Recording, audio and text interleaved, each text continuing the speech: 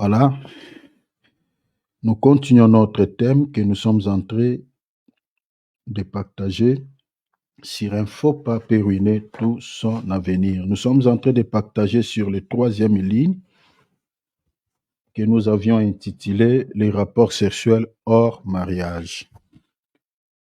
Les rapports sexuels hors mariage, nous avions dit, c'est l'impudicité, c'est l'adultère, c'est la fornication. Tout ça, ces rapports sexuels est hors mariage et en dehors du cadre du mariage. C'est-à-dire les mariages dont nous sommes en train de parler, c'est les mariages selon Dieu et non selon le monde. Comme nous avions dit, la Bible dit dans le livre de Genèse, chapitre 2, verset 24, même Éphésiens, chapitre 5, vous lisez à partir du verset 30, l'Écriture dit l'homme quittera son père, quittera sa mère et s'attachera à sa femme et non à ses femmes et non à une chienne ou à un chien ou à un animal, ou s'attachera à la même personne, à la personne de même sexe que lui, mais la Bible dit il s'attachera à un sexe opposé, et le sexe opposé dont la Bible parle, son nom s'appelle la femme. Donc, tout ce que nous sommes en train de voir dans ce monde, les mariages de personnes de même sexe qui se marient, il y a certains pays qui légalisent cela à la mairie. Selon le monde, c'est le mariage, mais selon la Bible, ce n'est pas ça le mariage. Dans certains pays, vous voyez un homme et un animal qui se marient. D'après le monde, on considère cela comme mariage, mais selon la Bible, ce n'est pas ça. Quand on voit des personnes qui vivent en couple, qui leur copinage est légalisé ou leur concubinage est légalisé par l'État, tout ça, ce n'est pas ça ce qu'on appelle le mariage. Le mariage est une institution divine. C'est l'homme et la femme. Et nous avons la manière dont Dieu a conçu cette institution. Selon l'Épître aux Hébreux chapitre 13, la Bible dit que le mariage soit honoré de tous. Et l'Écriture dit que l'homme va quitter son père, va s'attacher à sa femme. Et les mariages, selon les Écritures, l'homme ne va pas récupérer la femme, vivre avec elle. Hein, comme j'avais vu sur la toile certaines vidéos où on voit les gens se sont mariés tout deux. C'est-à-dire l'homme va apporter une voile à sa femme, ils vont aller à la mairie. Voilà, on légalise leur mariage, il n'y a pas de gens. Ils sont allés au McDonald's, ils vont acheter l'hamburger, les frites, et ils mangent la femme avec sa voile, tout soudé. Ça, ce n'est pas le mariage. Le mariage doit être honoré de tous. Il faut qu'il y ait, d'abord, l'accord des deux familles opposées. La famille de l'homme et la famille de l'épouse, de la femme, doit se mettre d'accord pour pouvoir légaliser cette affaire. Donc, l'homme va demander la main de la famille de son épouse et cette famille, le père va étendre aussi la main à la famille de l'homme. Ainsi, l'homme prendra sa femme. Donc, il y a, au fait, les mariages, selon les Écritures, la charge est remise aux parents. Ce n'est pas comme on voit aujourd'hui, les gens peuvent se marier, les parents ne sont pas là. Non. Selon la Bible, l'homme ne peut pas récupérer une fille d'autrui sans l'accord de ses parents. Sans l'accord de ses parents. Donc aujourd'hui, les gens qui ont pris les filles d'autrui, ils commencent à faire des enfants avec cette femme-là. Devant Dieu, ces gens-là vivent dans les péchés. Si le Seigneur revient, ils n'hériteront pas le ciel. Donc, avant de vivre avec une fille d'autrui, selon la Bible, attends, on va lire ça. Parce que des fois, vous savez, c'est ça la vérité, hein? Et cette vérité, peu de chrétiens le savent. C'est compliqué. Lisons 1 Corinthiens, je pense seulement une seule écriture, mais il y en a beaucoup. Prenons 1 Corinthiens chapitre 7, on va lire les versets, on lira les versets combien? On va prendre le verset, souffrez, je vous trouve directement là où cela est écrit.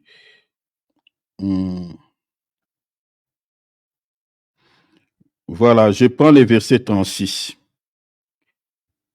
Éphésiens, et plutôt 1 Corinthiens chapitre 7, verset 36. Si quelqu'un regarde comme déshonorant, dans d'autres traductions, parlait des parents.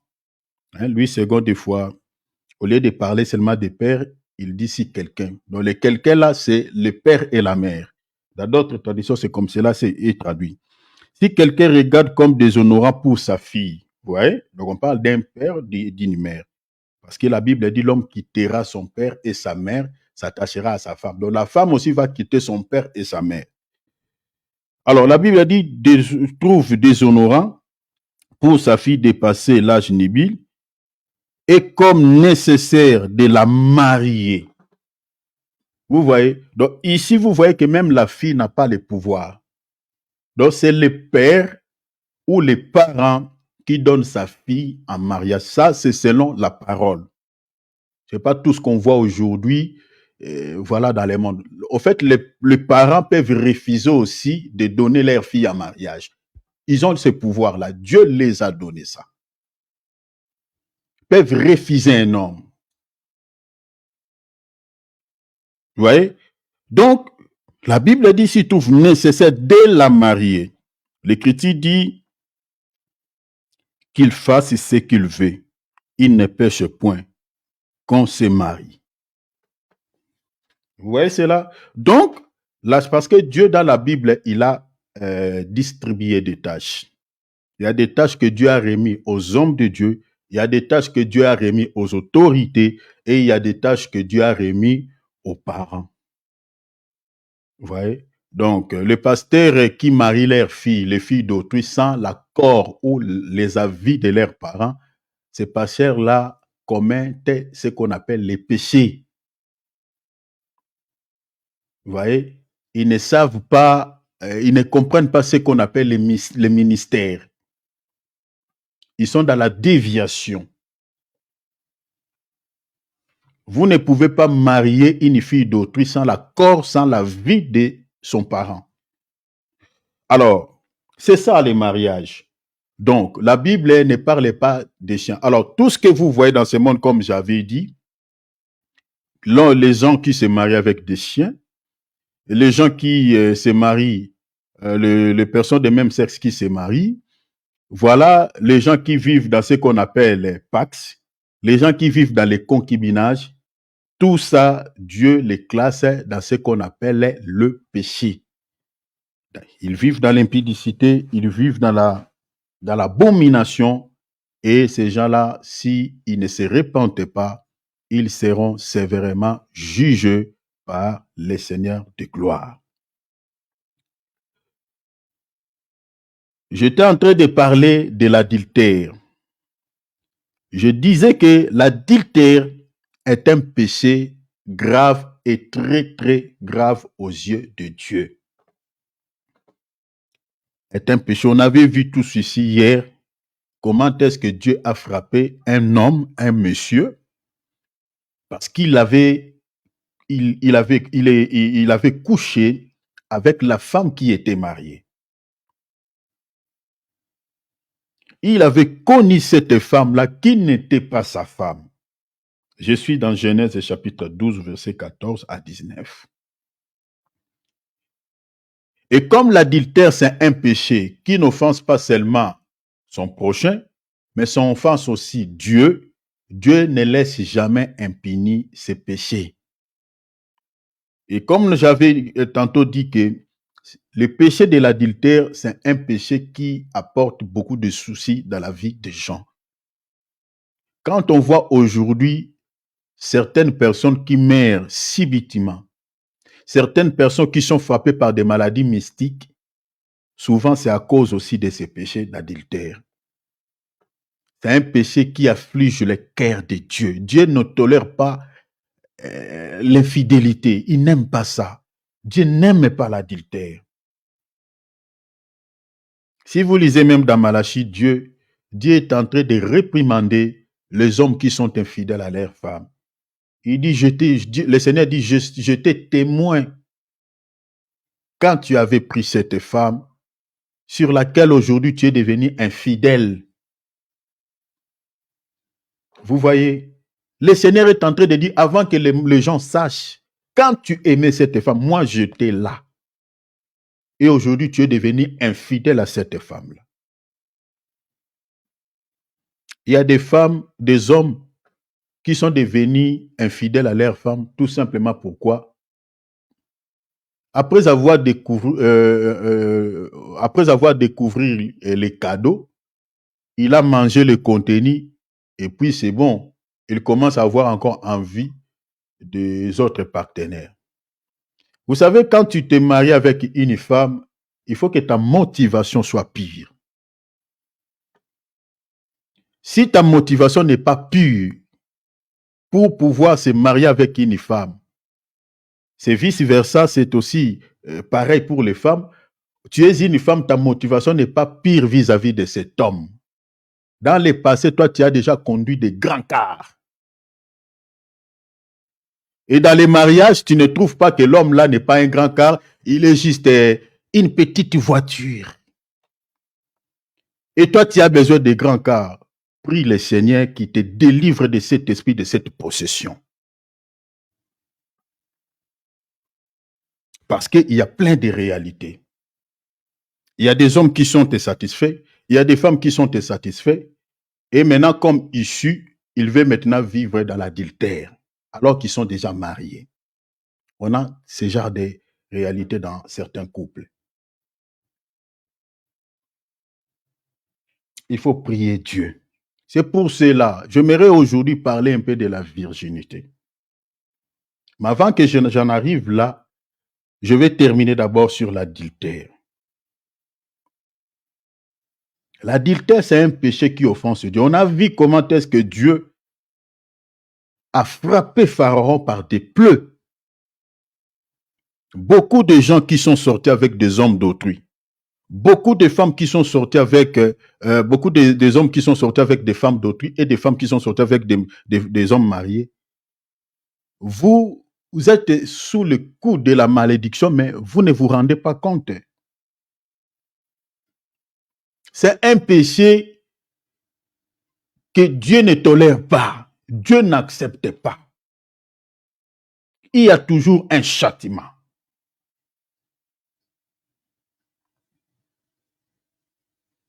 L'adultère. Abimelech a frôlé la mort. Il a risqué sa vie à cause de la femme d'autrui. Je suis dans Genèse chapitre 20, 3, 4. 2, 3, 4. Il a risqué sa vie. Le Seigneur est venu le menacer de mort. Il dit, rendez cette femme-là. Elle a un mari. Sinon, je vais te frapper par la mort. Quand vous sortez, vous prenez le plaisir de sortir avec la femme d'autrui. Vous savez, il y a des hommes qui sont comme ça. Il y a des hommes qui sont comme ça. Possédés. Il laisse des femmes célibataires. Lui, il ne prend plaisir que de coucher avec des femmes qui sont mariées. Il y a des gens, des hommes comme ça. Posséder, déranger seulement les mariages d'autrui. Mais si on lui donne cette femme-là, que tu gardes cette femme-là comme cet homme-là a gardé cette femme, tu ne pourras pas. Tu la trouves belle parce qu'elle est entre la main d'un autre homme. Mais si on te la donne, on dit voilà, conservez sa beauté, garde cette femme telle que cet homme l'a gardée. Cet homme-là ne saura pas. Mais il veut manger quelque chose qu'il n'a pas payé, qu'il n'a pas déployé des sacrifices, qu'il n'a pas fait de sacrifice. Vous êtes sous le coup de la malédiction si vous ne vous repentez pas vite. Pareil pour certaines femmes qui ne prennent plaisir qu'aux hommes qui sont mariés. Mais peut-être il y a une femme qui se cache derrière cet homme qui fait que cet homme-là soit beau. Que cet homme-là, avant de sortir, il y a une femme qui arrange le accoutrement de son mari, qui nourrit bien cet homme-là, qui prend bien soin de son mari. Et toi, tu l'apprécies parce que tu ne vois pas quelqu'un qui fait un travail.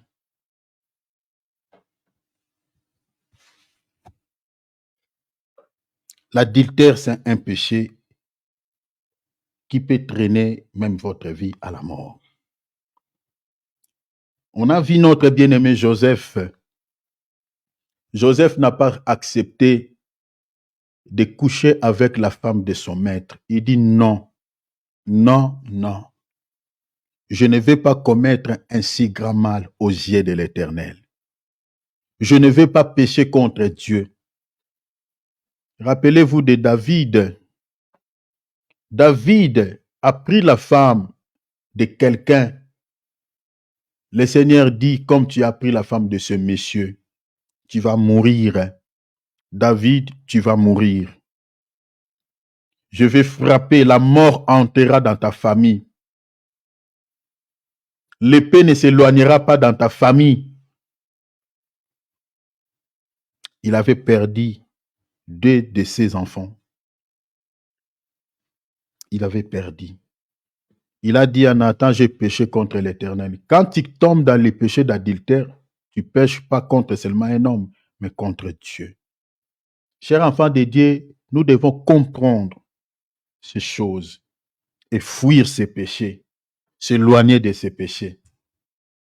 Un homme qui est marié, une femme qui est mariée, cher enfant de Dieu, tu ne peux pas avoir des sentiments vis-à-vis de cet homme. Tu ne peux pas.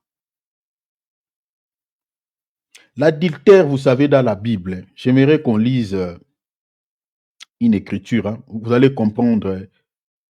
Je suis dans Exode. Ça fait partie des péchés que le Seigneur, dans la loi, dans les 10 commandements, le Seigneur avait déjà fait mention de ces péchés. Il avait déjà interdit cela. Vous savez, l'homme par qui on a pris sa femme ou la femme par qui on a pris son mari, mais bien aimé, ça fait tellement mal. Ça choque. Il y a des gens même qui meurent, qui n'ont pas la résistance, qui meurent. Il y a des gens qui peuvent avoir même des tensions, qui peuvent avoir même des maladies. Dieu connaît la douleur, connaît le choc de cet acte. Voilà pourquoi Dieu les condamne sévèrement. Regardez et lisons dans Exode. C'est bien de sortir, de prendre une femme d'autrui, tu couches avec elle. C'est bien de récupérer un homme marié, tu couches avec lui. Mais sache, ce que vous êtes en train de faire en catimini, peut-être il y a le cœur d'une femme ou d'un homme qui plaire. Et Dieu ne vous laissera pas impuni. Il faut fuir ces péchés, chers enfants de Dieu. Il faut les fuir. Il faut les fuir comme la peste. Il faut les fuir. Il faut les fuir. Je vais lire Exode. Je suis dans Exode, chapitre 20. Regarde ce que Dieu dit. Exode, chapitre 20. Le Seigneur interdit cela dans sa parole. Je suis dans Exode, chapitre 20. Je lis le verset. Je lis le verset 14. Tu ne commettras point d'adultère. Ça, c'est la loi morale et cette loi subsiste jusqu'à nos jours. Jusqu'à présent, cette loi demeure en vigueur. Parce qu'il y a d'autres personnes qui pensent que ces lois, c'était juste à ce temps-là. Jusqu'à présent, la loi morale existe.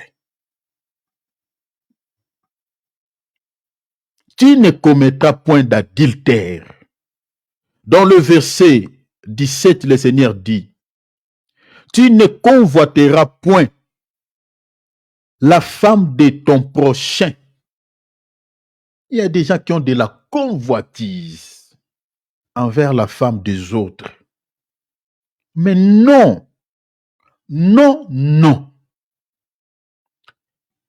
Pareillement aussi aux femmes, vous ne pouvez pas avoir de la convoitise, manifester votre convoitise ou des sentiments vis-à-vis d'un homme qui est marié.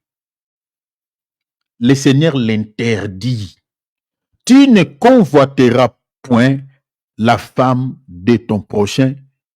Également aussi, l'homme et la femme ne peut pas aussi convoiter un homme marié.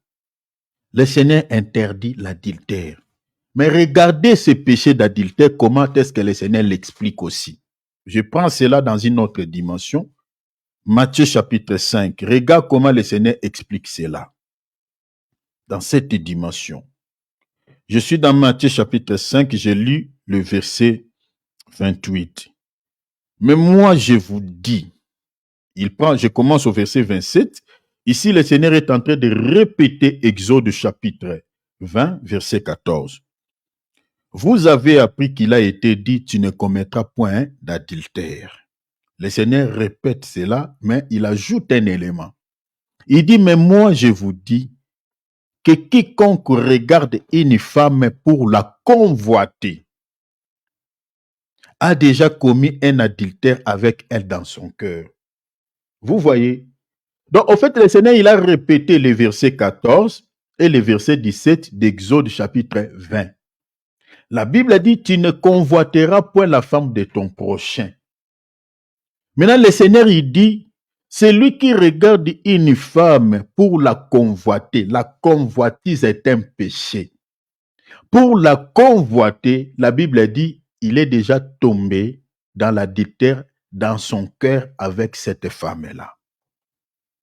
Quand tu commences à avoir des sentiments envers la femme d'autrui, même si vous n'êtes pas allé avec elle, vous avez commis déjà l'adultère dans les cœurs. C'est un péché, il faut absolument éradiquer, même dans nos pensées. Vous ne pouvez pas avoir des sentiments envers un homme déjà qui est marié, envers une femme qui est déjà mariée. Vous ne pouvez pas. Il y a plusieurs femmes, il y a plusieurs hommes qui sont célibataires. Vous ne pouvez pas. Donc l'adultère commence aussi par la convoitise. Ce n'est pas seulement le fait que tu tombes avec une femme d'autrui ou une femme mariée ou un homme marié, mais le fait déjà d'avoir des convoitises, c'est-à-dire des sentiments vis-à-vis de cette femme-là ou vis-à-vis de cet homme-là, c'est déjà l'adultère. Vous comprenez cela? C'est déjà l'adultère.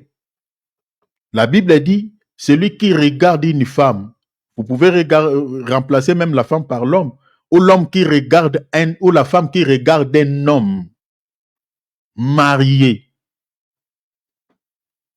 Dans les tensions de la convoiter, avec des sentiments de pouvoir vivre avec cet homme ou vivre avec cette femme.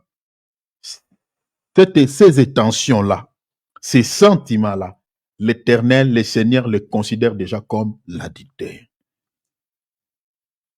Il faut que nous comprenions, mes bien-aimés, la parole de Dieu. L'adultère, c'est un péché qu'il faut, mes bien-aimés, s'éloigner de cela parce que ça offense la personne que tu as pris son conjoint et ça offense aussi Dieu. Et l'adultère, c'est un péché qui a des conséquences, mes bien-aimés, très graves, comme j'avais dit, telles que des maladies mystiques et la mort. Ce n'est pas seulement l'adultère, l'impudicité aussi, mes bien-aimés, a des conséquences très, très graves, très, très tragiques. L'impudicité.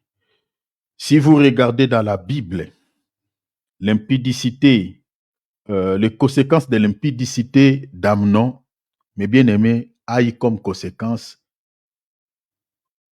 la perte de sa vie. Ce dernier avait perdu sa vie, le fait qu'il était tombé dans l'impudicité avec une fille.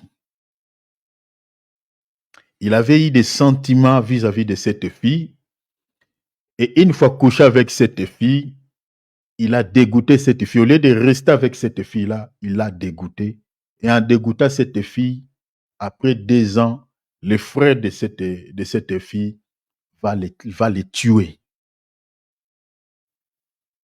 Vous voyez, il y a des gens qui sont morts comme ça dans la vie. Ils trouvent une fille belle, une fille jolie, mais une fois couché avec la fille, il n'a plus de sentiments vis-à-vis de ses filles. Il y a des hommes comme ça. Les gens qui font de tels actes, chers enfants de Dieu, vous ne resterez pas impunis. Vous ne resterez pas impunis. Le Seigneur va vous juger sévèrement. Amnon a connu la mort parce qu'il avait couché avec une fille et après avoir couché avec cette fille, il n'aura plus envie de vivre avec cette fille. Il va chasser cette fille. Et l'acte qu'il avait fait, après 2 ans, il va connaître la mort. À cause de son acte, il va connaître la mort. Si vous lisez, par exemple, dans 2 Samuel, vous allez trouver 2 Samuel, je crois, vous pouvez lire 2 Samuel à partir du chapitre 13. Vous trouverez ça. Chapitre 13, chapitre 14. L'impudicité. Nous avons encore un autre homme qui avait couché avec une femme mariée. Un homme célibataire qui couche avec une femme mariée, cet acte est considéré comme l'impudicité. Mais la femme qui pose cet acte, cela est considéré comme l'adultère. Et l'homme qui avait connu une femme mariée, cet acte lui avait aussi coûté beaucoup dans l'avenir. Cet homme s'appelle Ribin. Regardez cet homme, ce qu'il avait fait. Au fait, j'aimerais d'abord qu'on lise l'histoire et puis nous allons comprendre. Je suis dans Genèse chapitre 49, verset 3 à 4. Ribin, toi, première-né, j'aimerais d'abord qu'on lise d'abord l'acte qu'il avait posé. J'aimerais qu'on lise d'abord dans Genèse. On va voir d'abord comment est-ce qu'il avait posé cet acte. Genèse chapitre 35, verset 22. Pendant qu'Israël habitait cette contrée, Ribin alla coucher avec Bila. Bila, concubine de son père. Jacob, comme vous le savez, avait au moins 4 femmes. Et Bila faisait parmi ces 4 femmes. Ici, j'aimerais parler de quelque chose. Vous savez, les polygames, je crois qu'ils doivent... au fait, je crois que ceux qui soutiennent la polygamie, hein, comme nous avons un soi-disant serviteur de Dieu à Kinshasa, et qui dit, voilà, la Bible parle de la polygamie n'est pas péché. Les gens qui les soutiennent, je crois que ce sont des gens qui ne comprennent pas vraiment les Écritures.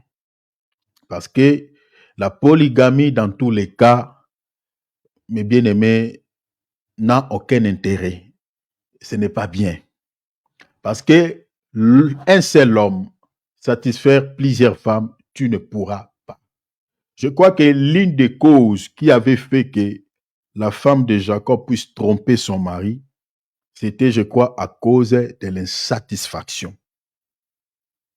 Parce que si vous lisez, par exemple, dans Genèse chapitre 30, comme ce papa-là qui se tape des lits, c'est avoir 12 femmes, je crois que s'il vérifie peut-être bien, parmi ces femmes-là, il y en a qui les trompent.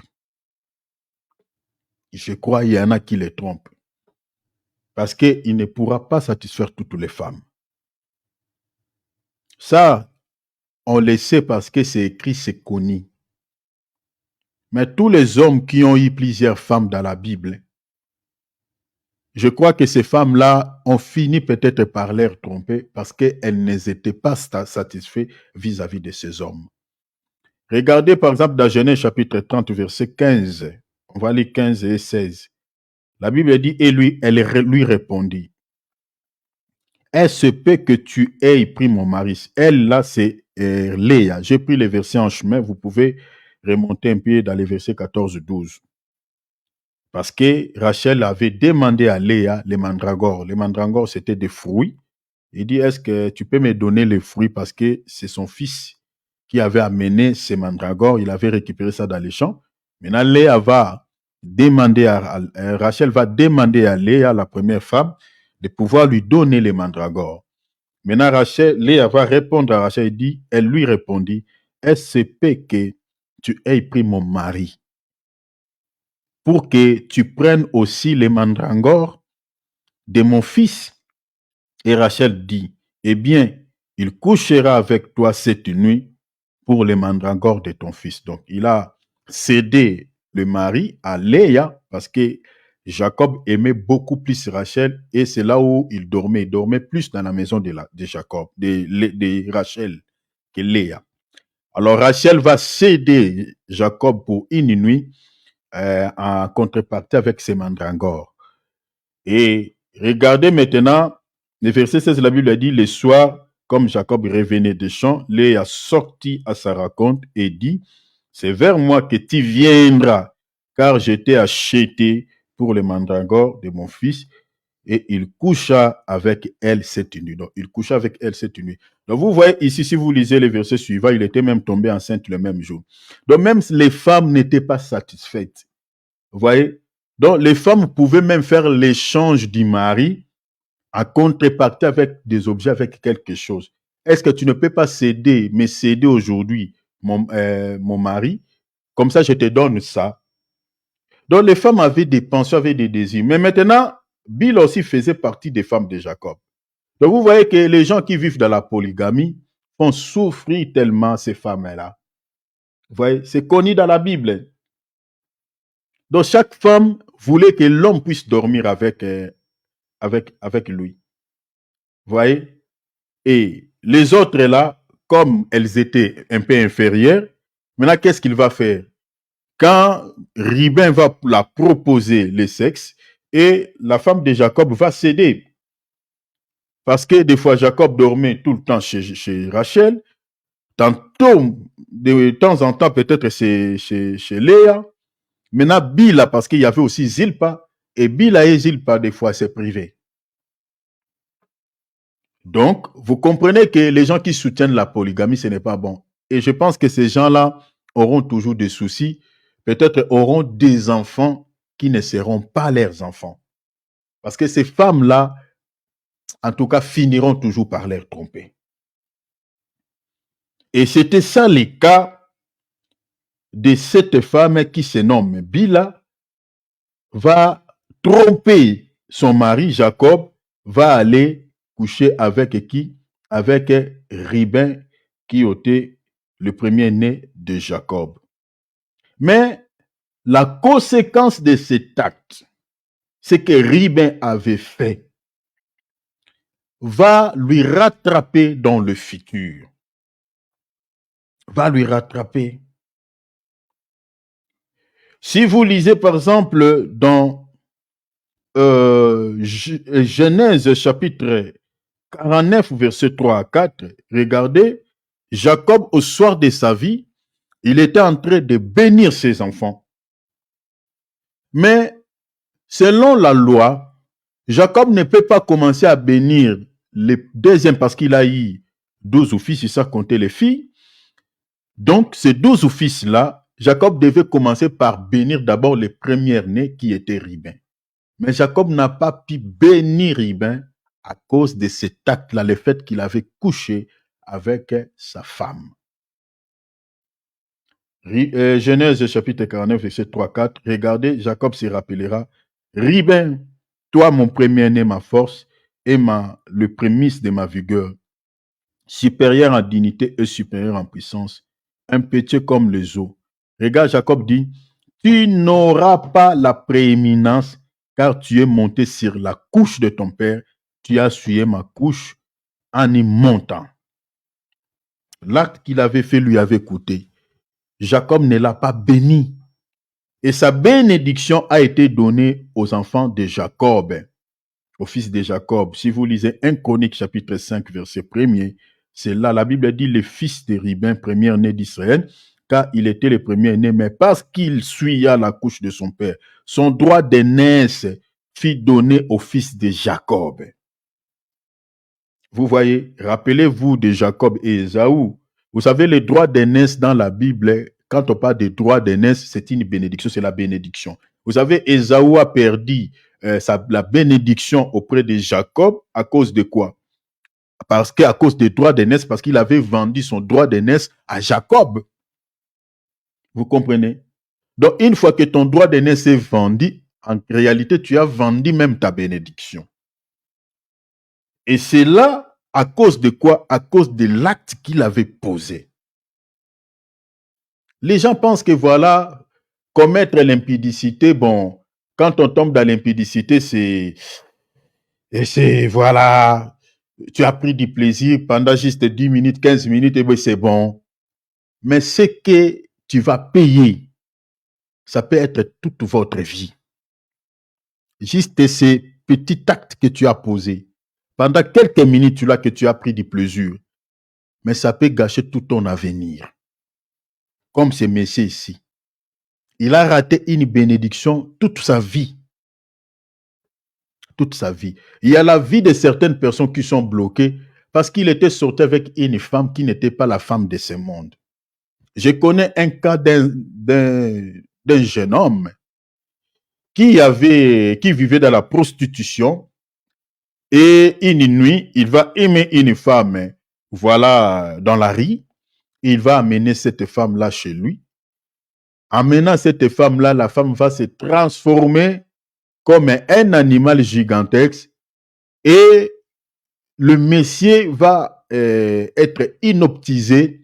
Il a crié et la femme a disparu et il va sortir de sa maison, il va fuir la nuit. Vous voyez, il y a des gens qui sont tombés dans l'impudicité avec des démons.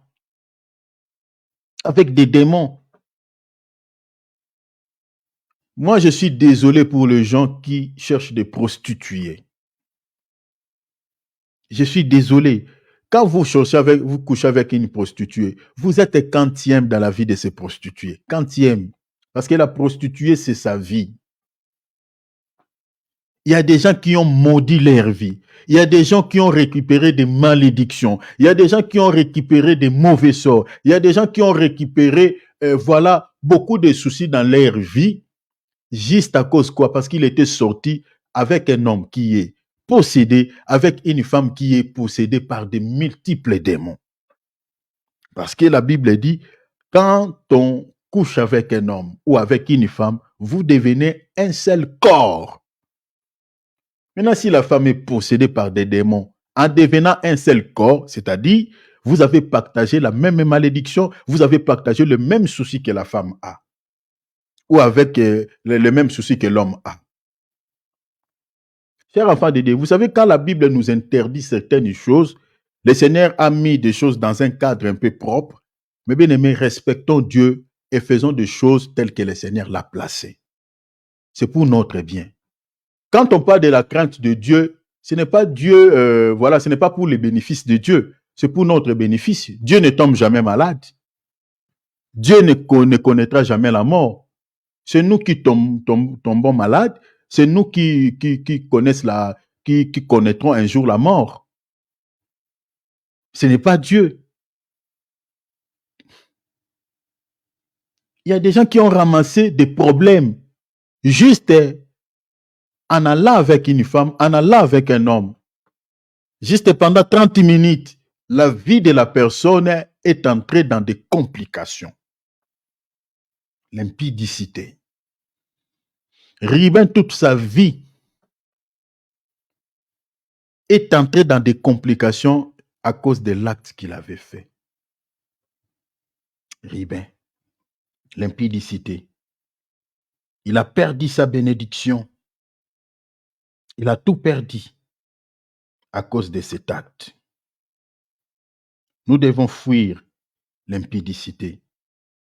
Nous devons fuir l'adultère. Nous devons fuir la fornication.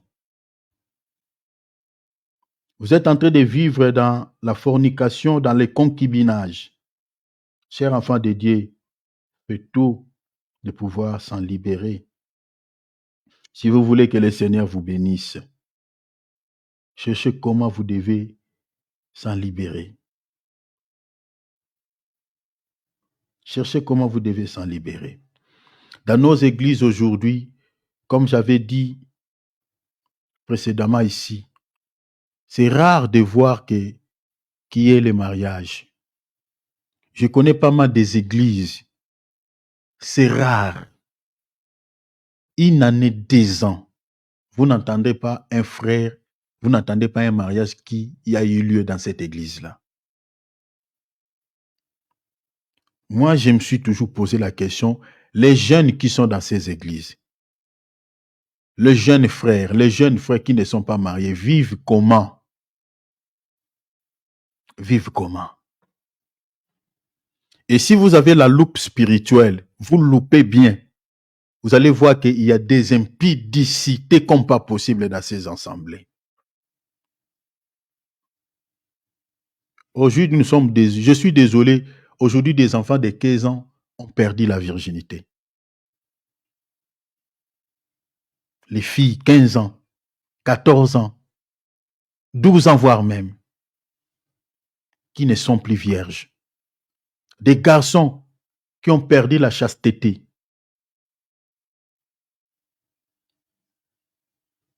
Il y a des enfants qui ne sont plus chastes, des filles qui ne sont plus vierges. Vous allez voir, vous les frères qui se marient avec une sœur, la sœur n'est plus vierge, le frère n'est plus chaste. Voilà pourquoi aujourd'hui le taux de divorce est très très élevé. Ça vient d'où? Parce que je parlerai aussi de divorce. Demain, par la grâce de Dieu, le soir. Ça vient d'où? Qu'est-ce qui cause ces divorces? Qu'est-ce qui cause? Prenons par exemple un frère qui commence déjà à côtoyer les femmes à l'âge de 13 ans, 14 à 15 ans. Comme j'avais pris ici un monsieur à l'âge de 15 ans déjà, c'est triste, c'est triste. À l'âge de 15 ans, il avait déjà engrossé une femme qui était plus âgée que lui. La femme avait plus de 40 ans. Le monsieur avait 15 ans. Mais il vivait avec une femme de plus de 40 ans. Et la femme là était tombée enceinte.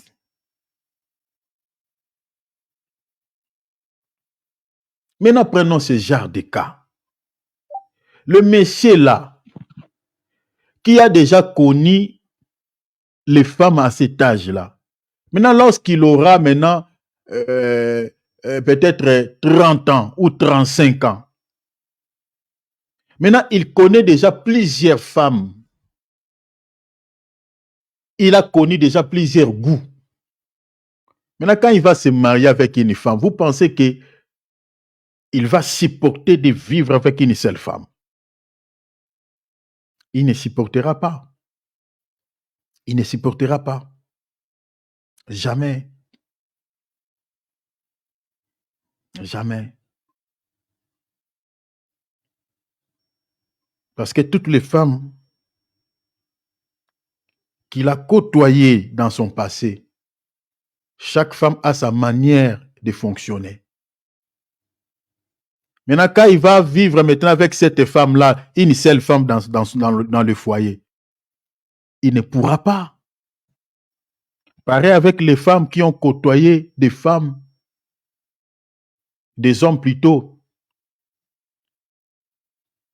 bien avant, qui ne supportent plus à vivre parce que tous les hommes là qu'il a côtoyés, il a conduit des minibus, de grosses voitures, des camions, tout ça, voire même des tracteurs. Maintenant, en vivant avec un seul homme, l'homme là peut-être, il est juste une moto. Mais tu ne pourras pas, tu ne supporteras pas. Il y a plusieurs cas comme ça que les hommes de Dieu n'arrivent plus à régler. Mon mari n'arrive pas à me satisfaire. Ma femme n'arrive pas à me satisfaire. Il y a plein de cas comme ça. Pourquoi? Tout simplement parce que les gens ne se marient plus vierges. Vous pensez que si vraiment les gens se marient vierges auront des problèmes sur le plan conjugal. N'auront pas de problèmes. Parce que moi, je ne connais pas, toi, tu ne connais pas. Donc, on va en prendre nous deux. Peut-être c'est les parents qui vont nous expliquer. Mais vous avez déjà eu la connaissance, différentes connaissances et les pratiques avant de se marier. Maintenant, en se mariant avec quelqu'un peut-être qui ne connaît pas ce domaine, et vous commencez à faire les problèmes. Ah, je suis insatisfait. Tu es insatisfait, maintenant tu veux quoi? Lui, il est une moto. Toi, tu as conduit des tracteurs. Maintenant, il ne pourra pas. Donc, il faut prier que le Seigneur puisse t'aider à accepter de conduire cette moto-là.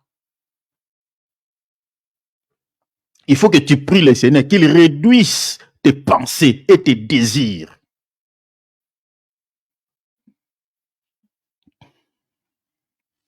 Surtout la génération de TikTok, la génération d'Instagram, la génération de Facebook. C'est très tragique, c'est grave. C'est grave. Si déjà dans nos assemblées, nous n'avons pas des frères qui sont chastes, de filles vierges, il faut que les pasteurs se préparent à régler à tout temps le problème qui aura lieu au niveau conjugal de ce couple-là. Il est de notre responsabilité de prêcher sur la virginité, sur la chasteté. Il est de notre responsabilité. Si aujourd'hui le taux de divorce est très très élevé, parce que les gens ne se marient plus vierges. Les gens vivent dans l'impudicité. C'est pour ça que je dis à un frère, je dis, regardez dans cette assemblée-là. Depuis que moi je connais cette église, les gens ne se marient pas. Je connais une église à Genève, je connais une église ici en France. Mais pourquoi les jeunes ne marient pas? Pourquoi le frère ne marie pas le sœur? Pourquoi il n'y a pas de mariage? Maintenant, et après, vous allez entendre peut-être il y aura un mariage après peut-être 5 ans, 6 ans. Le frère va se marier avec la frère. Ils ne vont vivre que peut-être pendant 2 ans, 3 ans. Après, vous allez entendre, oh, ils sont déjà séparés. Ils sont déjà divorcés. Et on va vous donner des détails bidons. Oh non, parce que la sœur, elle est ceci, le frère, il est ceci. Surtout les mariages TikTok, où vous voyez, voilà, les jeunes qui ont, voilà, qui portent de belles vestes là, de beaux costumes, voilà, les mariages qui sont bring, hein, sur la toile là. La majorité ne dure pas longtemps. Je connais un cas ici, un soi-disant musicien chrétien, chanteur, qui s'était marié à une fille d'un serviteur de Dieu connu aussi au monde. Les mariages, tout le monde était là. Les gens, ils ont chanté, voilà, soi-disant, on a adoré Dieu. Mais si tu regardes même les filles d'honneur qui accompagnaient les filles, oh mon Dieu. Ah Seigneur, ça fait mal. Surtout nos filles d'honneur là, qui s'habillent comme des danseuses, comme des prostituées. Vous regardez même aussi les voix des fois que nos sœurs portent, comme il y a notre sœur récemment ici. Je connais une sœur qui vient de se marier. Elle chante bien, elle a une voix angélique, elle chante bien des beaux cantiques. Mais j'ai été stomaqué le jour de son mariage, le voile qu'il avait porté.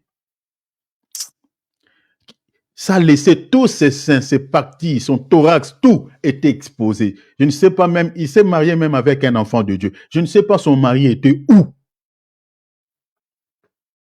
Son mari était où? Son thorax à l'extérieur, ses mamelles à l'extérieur.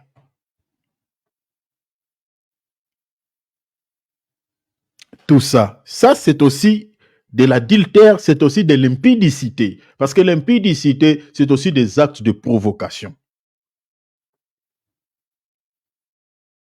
Les frères là s'est marié avec cette femme, c'est la femme la fille de cet homme de Dieu. Cher enfant de Dieu, après 3 ans, ils se sont divorcés. Et je connais pas mal de cas comme ça.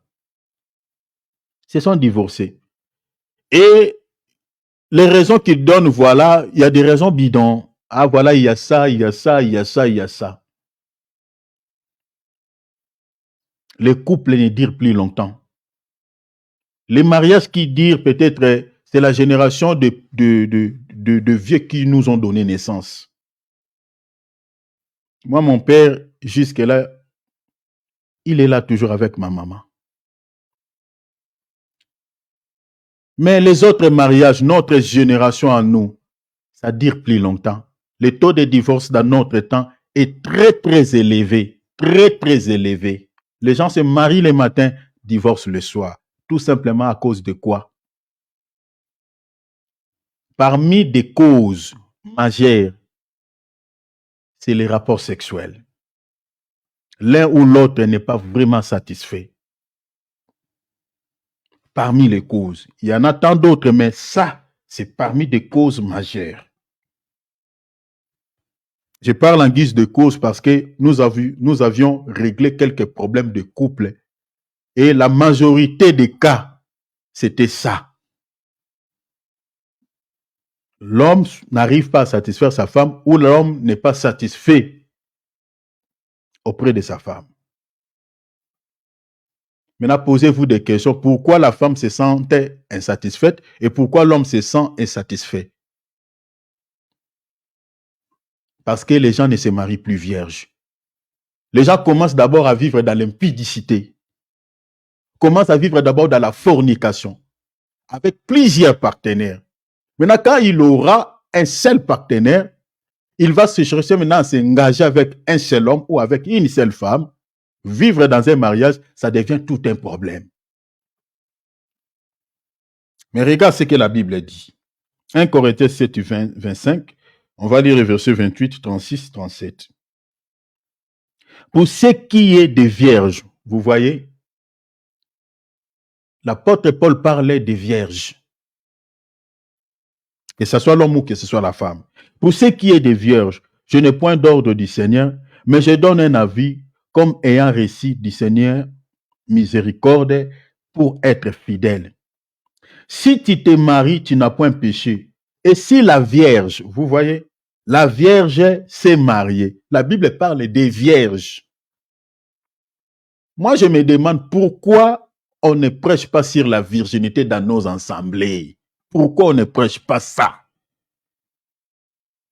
Que les filles gardent leur virginité, que les frères gardent leur chasteté. Pourquoi? C'est aussi l'évangile. Les apôtres, ils ont prêché sur ça. Pourquoi on ne prêche pas? Si nos sœurs gardent leur virginité, si les frères gardent leur chasteté, on aura moins de problèmes dans des couples. L'homme, il est innocent dans ses domaines. La fille, il est innocent dans ses domaines. Mais c'est les parents peut-être ou les femmes âgées, les personnes âgées, qui doivent maintenant les enseigner. On aura moins de problèmes sur le plan conjugal. Moins de problèmes. Eh bien, au-delà de cela, le souci est que déjà, si nos autorités commencent déjà à légaliser, qu'on enseigne à nos enfants le sexe déjà dès le bas âge, ça c'est encore un souci. Vous voyez la malice de l'ennemi. L'ennemi le fait parce qu'il sait que plus tard, ces enfants-là, même s'ils se marient, ils vont finir par divorcer. Parce qu'ils servent la virginité. Regardez dans Matthieu chapitre 1, verset 23. Voici la Vierge sera enceinte. Même Dieu n'a pas placé sa sémence dans le corps d'une femme qui était déjà déviergée. Dieu a utilisé une vierge. Si notre sœur Marie n'était pas vierge, Dieu ne pouvait pas mettre la sémence dans le corps de cette femme. Même Dieu aime de vierges. Donc toutes les filles qui ont perdu leur virginité, ce sont des filles qui déshonorent Dieu. Ce sont des filles que Dieu, quand il les regarde, le Seigneur se fâche même. Se fâche. Je connais quelques églises où si vous allez là-bas, vous pouvez trouver des filles vierges. Quelques églises, quelques. Et les frères chastes. Quelques. Mais la majorité de nos assemblées, n'en parlons pas. Vous n'avez même pas besoin de pouvoir amener cette fille-là chez les médecins. Mais si vous regardez, même cet homme-là, le garçon, je parle de jeunes en fait. En regardant seulement la manière de s'habiller, en regardant seulement comment la fille marche, en regardant seulement comment l'homme marche, vous pouvez dire, ouf, ça c'est déjà, il n'y a plus rien. C'est fichu. La faute revient aux hommes de Dieu, la faute revient aussi aux parents. On n'enseigne pas ces choses. Voilà pourquoi le taux de divorce aujourd'hui est très, très élevé. Très élevé. L'impudicité. Ça gâte les mariages, pousse certains couples dans les divorces. L'homme connaît tellement des hommes qui savent conduire des grands cars. L'homme connaît par exemple des femmes qui savent conduire des grands cars. La femme pareil. Et en se mariant avec un homme qui ne connaît pas, ça devient un problème. Ça crée ce qu'on appelle les déséquilibres dans les couples. Je connais un cas d'une femme. Elle pleure tout le temps. Elle pleure tout le temps. Pourquoi? Parce que son mari n'arrive pas à la satisfaire. Et cet homme-là n'arrive pas à la satisfaire. Pourquoi? L'homme, il a plusieurs d'autres, il a d'autres partenaires plutôt en dehors de sa femme. Donc quand il va distribuer son corps avec ses partenaires, quand il arrive dans la maison, il n'arrive pas à satisfaire sa femme. Donc l'homme vit dans l'impudicité. Et cet homme-là, entre guillemets, était aussi un soi-disant serviteur de Dieu dans une église. Regarde. Je connais encore un cas comme ça où la femme plaire aussi. Mais ce n'est pas parce que l'homme vit dans l'impudicité, mais l'homme est incapable de satisfaire sa femme comme la femme veut. Maintenant, pourquoi cette femme-là trouve que son mari n'arrive pas à la satisfaire? Quels sont les véhicules qu'elle a conduits dans sa vie avant de connaître cet homme-là? Avec les sextapes que nous avons, avec tout ce qui c'est pour cela, moi, je refuse de donner, d'acheter même des tablettes à mon fils. Je refuse que mon fils puisse avoir l'accès sur Internet parce que c'est là où la vie des enfants est gâtée. Au-delà de cela, en Europe, c'est plus aussi à l'école. C'est compliqué. Donc, les parents doivent avoir, ici je parle aux parents chrétiens, doivent avoir des cultes, dans les cultes de famille. Enseignez à vos enfants. Si dans vos assemblées, on n'enseigne pas ces choses, prenez à vos enfants depuis la maison, ayons des cultes de famille. Prévenons nos enfants.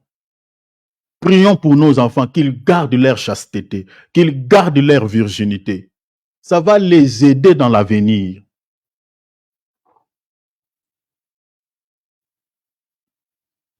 Ça va les aider. 1 Corinthiens 5, 3. Que l'impudicité, qu'aucune espèce d'impureté et que la cupidité ne soit pas nommée parmi vous, ainsi qu'il convient à des saints. Vous voyez? L'impudicité, la Bible ne les tolère pas. Ne les tolère pas. Ne soit pas nommé parmi vous. La Bible dit ainsi qu'il convient à des saints. Si nous sommes réellement des saints, parce que l'Église est considérée comme étant l'assemblée des saints, nous sommes ces saints dont la Bible parle. nous devons fuir l'impudicité comme 1 Corinthiens 6, 19 dit. Fuyez l'impudicité. Colossiens chapitre 3, verset 5. Faites donc mourir les membres qui sont sur la terre, parmi lesquels la Bible dit l'impudicité. L'impudicité fait partir des membres qui sont sur la terre. La Bible dit, fuyez, faites mourir ces membres. Donc, c'est-à-dire, une personne qui est possédée par l'esprit d'impudicité doit prier Dieu que cette semence soit tuée, que ses membres soient tués dans sa vie. Si tu n'es pas marié, ça peut te rattraper dans le futur, peut-être dans ton mariage. Tu auras un homme, toi la femme, qui ne sera pas capable de te satisfaire comme les hommes que tu as connus dans ta vie. Pareil pour toi, un homme, tu auras peut-être des problèmes quand tu auras une femme qui n'arrivera pas à te satisfaire comme les femmes que tu as connues dans la vie. À cause de quoi? À cause de l'impudicité. Et tu te sentiras insatisfait ou insatisfaite et du coup, l'ennemi saisira cette occasion pour déranger votre mariage. Comme le cas de plusieurs couples aujourd'hui. Ils y vont voir le pasteur, ils disputent tout le temps. Comme le cas de la frère que je vous ai dit tout à l'heure là. Elle se chamaille tout avec son homme. Parce que le mari n'arrive pas à la satisfaire. Ça crée des problèmes. 1 Thessaloniciens 4, 7, car Dieu ne nous a pas appelés à l'impureté, mais à la sanctification. 1 Corinthiens 5, 23, que le Dieu de paix vous sanctifie lui-même tout entière et que tout votre être, l'esprit, l'âme et le corps soient conservés irrépréhensibles lors de l'avènement de notre Seigneur Jésus-Christ, lors de l'enlèvement. Nous devons, mes bien-aimés, vivre dans une vie de sainteté. La Bible ne dit pas seulement au niveau de l'âme. La Bible ne dit pas seulement au niveau de l'esprit, mais au niveau aussi du corps. Donc la sainteté commence même dans le corps. Ta manière de s'habiller, ma sœur, doit être sain. Ta manière de s'habiller, mon frère, doit être sain. Ne t'habille pas de manière à provoquer les désirs sexuels dans l'esprit des gens. Nous avons des sœurs qui s'habillent très, très mal. Très mal. Très mal. Je connais une femme âgée qui pleure au sujet de l'état de son église parce que les sœurs s'habillent à moitié nues. À moitié nues. Et une telle église, de telles personnes au sein de l'église, ils bloquent la bénédiction de toute l'assemblée. Parce qu'à cause du péché d'une seule personne, peut bloquer toute l'assemblée de ne pas pouvoir être bénie. Rappelez-vous de Josué chapitre 7. Le péché d'Achan avait traîné la mort de 36 hommes dans la guerre. Et quand Dieu regardait l'Israël, Dieu regardait tout l'Israël comme impur. Mais à cause du péché d'une seule personne, Achan. Quand vous avez peut-être une personne qui s'habille comme une prostituée dans l'église, ou vous avez quelques frères ou quelques sœurs qui ont des tenues provocantes, mais ils bloquent la bénédiction de toute l'assemblée. Ils bloquent. La sainteté commence même dans l'extérieur. Ta manière de t'habiller doit être sainte. Que le Dieu de paix vous sanctifie de tout votre être. La Bible dit esprit, l'âme, mais la Bible parle aussi du corps. Regarde maintenant ta manière de s'habiller. Est-ce que c'est sain? Le tenue que tu portes, ma soeur, est-ce que c'est sain? Tu gardes ton corps dans la sainteté. Posez-vous la question. Posez-vous la question. Les adultères n'hériteront pas le royaume des cieux. N'hériteront point. N'hériteront point.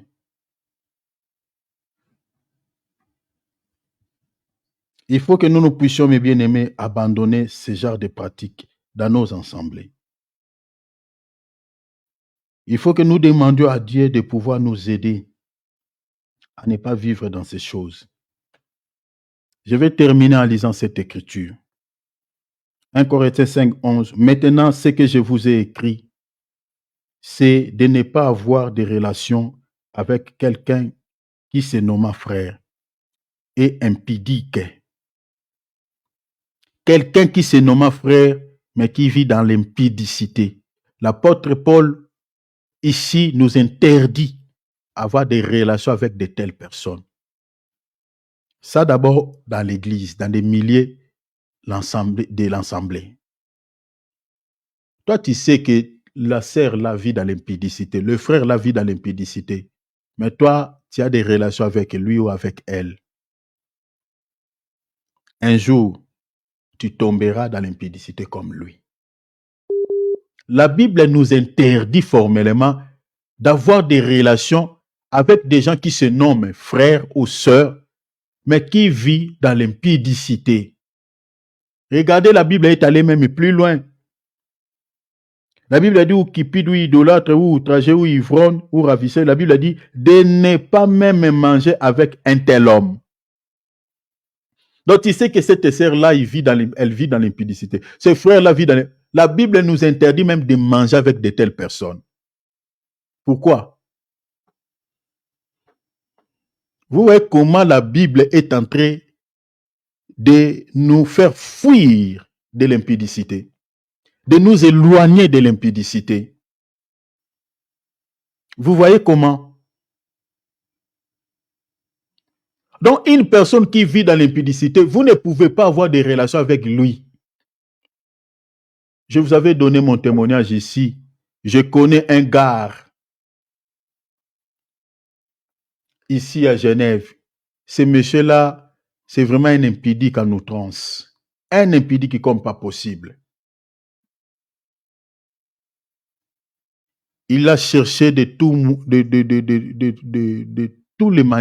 les manières de pouvoir me pousser dans ça. Mais bien aimé, j'ai coupé cette relation. Ma femme connaît, je lui avais même raconté ça. J'ai coupé cette relation avec ce monsieur. C'est quelqu'un qui cite 2-3 versets bibliques, mais il vit dans l'impudicité. Ce n'est pas seulement une seule personne, mais il y en a 2 que je connais. Mais j'ai coupé toutes ces relations. Je les coupées. Je ne les appelle pas. Vous êtes enfant de Dieu, mais comment tu peux avoir des gens, des amis ou des relations de gens qui vivent dans l'impudicité? La Bible dit qu'il ne faut pas avoir des relations avec de telles personnes. La Bible va plus loin, vous ne pouvez même pas manger avec de telles personnes. Tout ça, la Bible veut que nous puissions s'éloigner de ces péchés afin de ne pas subir des conséquences tragiques dans l'avenir. Je vais m'arrêter ici. Nous qui sommes parents, nous avons des enfants. Nous devons, mes bien-aimés, aider nos enfants à garder leur virginité, leur chasteté. Vous avez déjà commis ces faux pas dans la vie, mais aidez les jeunes qui sont autour de vous. Qui sont autour de vous. Vous êtes parents, aidez vos enfants à garder leur chasteté, leur virginité. C'est pour leur bien.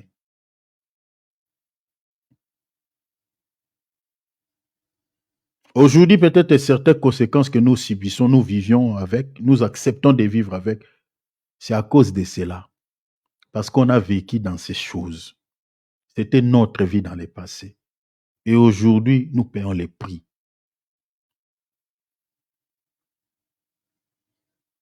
Nous allons prier, nous allons demander la grâce de Dieu. Nous allons prier pour nos enfants. Nous allons prier, demander que le Seigneur déverse sa grâce sur nous parce qu'on était dans l'ignorance. On ne savait pas. Parce que si on avait eu la chance de comprendre, de connaître cette vérité, peut-être on allait changer notre manière de vivre. Que le Seigneur se souvienne de nous. Que le Seigneur se souvienne de nous. Et que sa grande miséricorde soit déversée sur nous.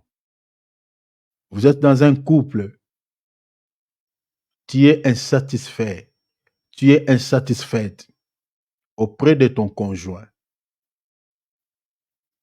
Tout simplement parce que dans le passé, tu avais vécu dans une vie de désordre et que tu n'arrives pas à supporter un seul homme ou une seule femme. Prie le Seigneur, que le Seigneur te délivre, que le Seigneur t'aide à vivre avec une seule femme, à vivre avec un seul homme. Que le Seigneur te donne la maîtrise de soi. Prie à la manière dont tu as écouté cet enseignement. Prions au nom de Jésus. Seigneur de gloire, merci de nous avoir prêché. Merci de nous avoir parlé. Oh notre Dieu, oui Seigneur, nous avons vécu dans le passé, dans des péchés. Nous avons vécu, Seigneur, dans une vie de désordre et de règlement. Nous avons vécu dans l'adultère. Nous avons vécu dans l'impudicité. Nous avons vécu dans la fornication. Aujourd'hui, Seigneur, nous payons les conséquences de tous ces péchés. Seigneur, je t'en supplie, pardonne-nous. Déverse sur nous ta grâce. Déverse sur nous ta grande miséricorde. Déverse sur nous, Seigneur, ta grande compassion. On était ignorants. Si on avait eu la chance, Seigneur, d'être enseigné, Seigneur, par rapport à ces choses, on n'allait pas commettre, Seigneur, ces erreurs. Oh Jésus, grâce, aidez-nous, Seigneur, miséricorde.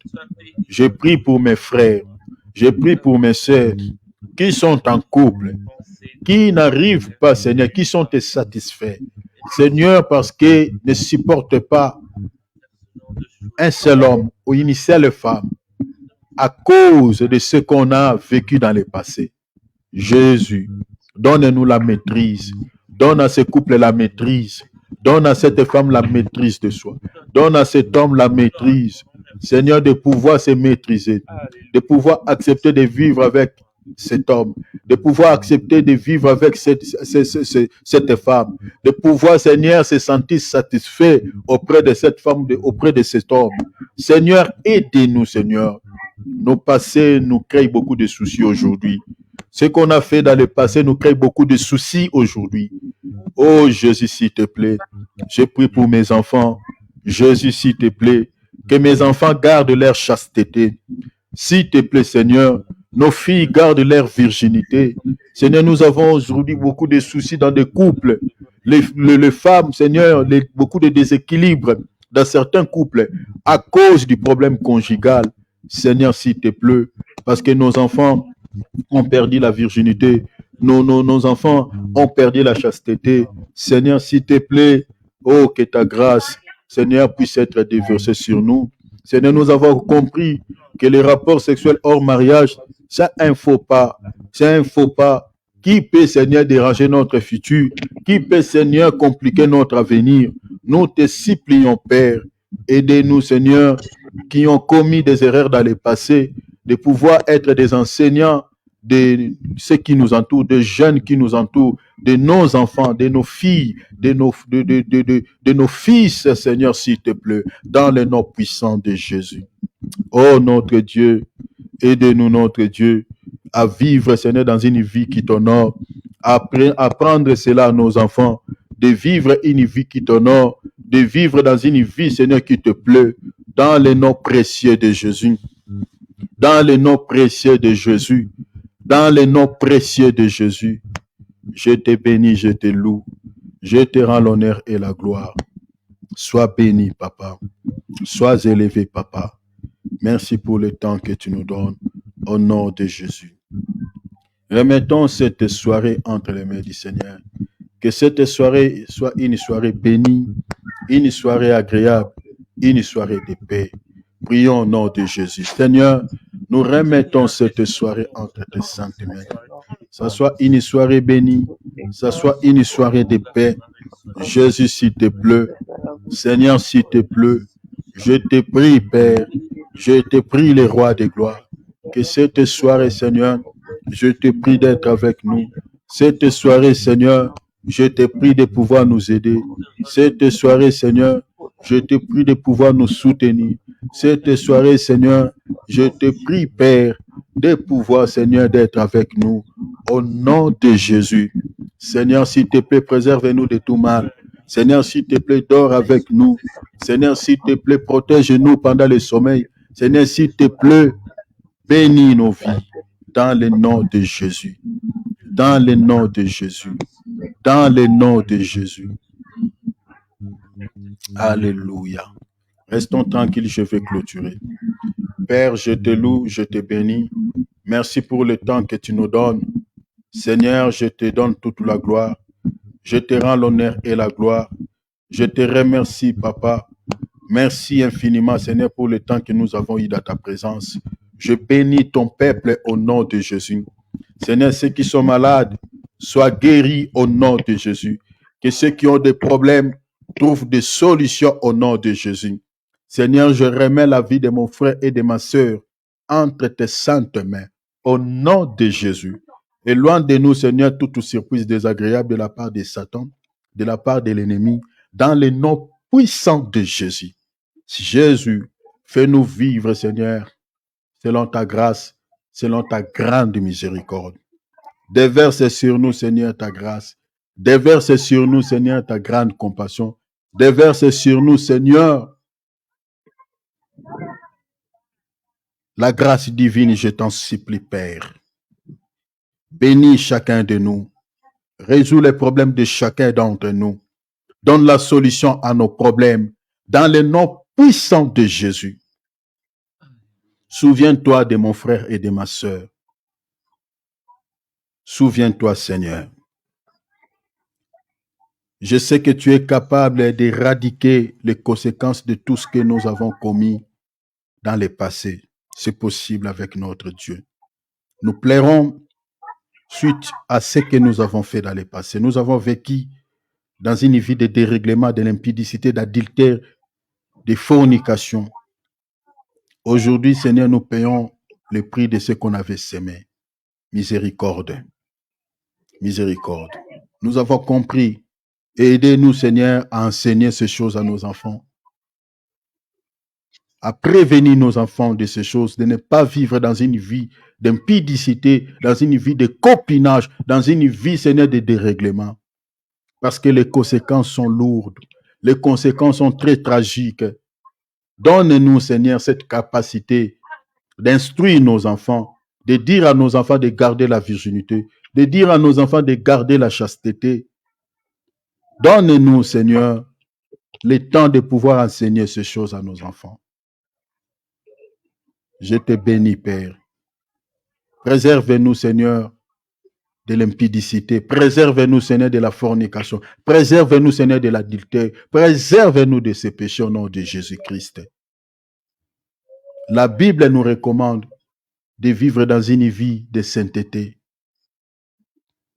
Tu veux que nous puissions faire tuer ces membres qu'on appelle l'impudicité. Tu veux que nous puissions éradiquer cela de nos vies. Donne à chacun de nous cette capacité.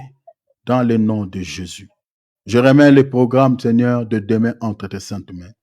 La semaine qui va commencer. Oh Jésus, je remets toute la semaine entre tes saintes mains. Lundi soit béni. Mardi soit béni. Mercredi soit béni. Jeudi soit béni. Vendredi, samedi soit béni. Et le dimanche prochain soit béni. On n'attend rien de la part de Satan, le diable et de ses agents. Que toute surprise désagréable de la part de l'ennemi, Seigneur, nous les rendrons nuls et sans effet dans le nom puissant de Jésus-Christ. Seigneur, s'il te plaît, préserve-nous de tout mal de la part des agents du monde des ténèbres. Protégez nos vies, protégez nos âmes, protégez nos familles. Préserve-nous de tout mal, Père, s'il te plaît.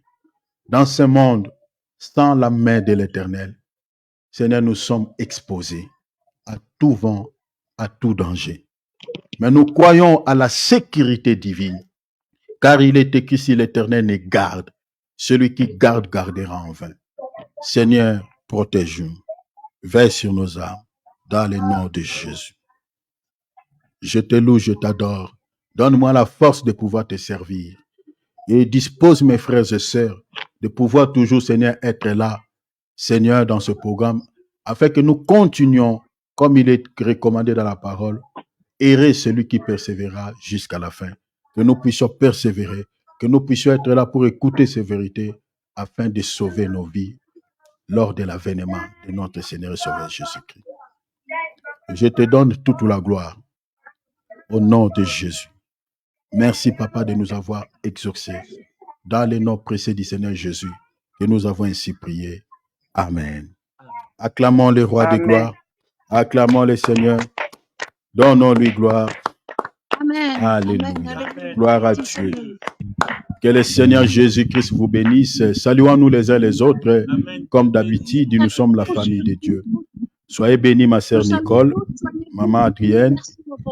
Vraiment, sois bénie, mon amour Brigitte. Sois bénie, maman Jolie. Sois béni, mon frère Philippe, l'homme de Dieu Alex. Dieu te bénisse, toi et toute ta famille, l'homme de Dieu. Mon frère Patrick, Dieu te bénisse également. Sois béni, mon frère Patrick. Saluons-nous. Alléluia. Les frères bénis viennent, je ne sais plus dire les prénoms.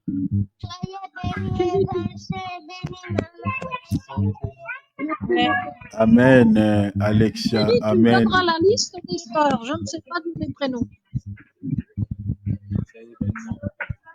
Il y a maman Brigitte,